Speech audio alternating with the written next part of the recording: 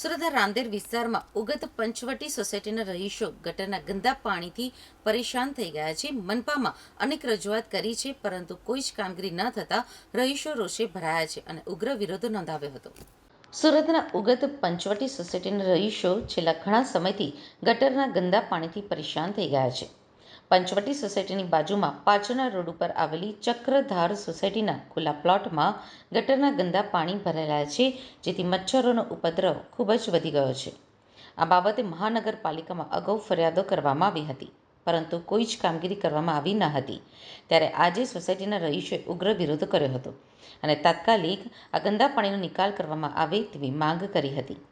આખા ખુલ્લા પ્લોટમાં ગંદુ પાણી ગટરનું ભરાઈ જતાં મચ્છરોની સાથે ગંદકી અને દુર્ગંધનો પેસારો થયો હતો। નાના બાળકોને અને લોકોને રોગચાળાનો ભય સતાવતો હતો, ત્યારે આજે તાત્કાલિક કામગીરી શરૂ કરવામાં આવી છે। મારે રહેવાનું પંચવટી સોસાયટીમાં અને પંચવટીની પછાડ આવેલી છે ચક્ર સોસાયટી, જે ઇનલીગલ છે। રેસિડેન્સી ઝોનમાં આ લોકોએ ધંધાકીય કાર્યવાહી ચાલે છે। ઘણા વર્ષોથી કમ્પ્લીટ આપ્યા છતાં કોઈ કાર્યવાહી થતી નથી।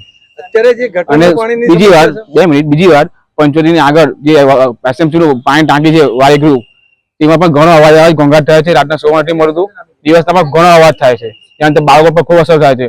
પરીક્ષાનો ટાઈમમાં બી બાળકો સારી રીતે ભણવામાં ધ્યાન આપી શક્યા નથી।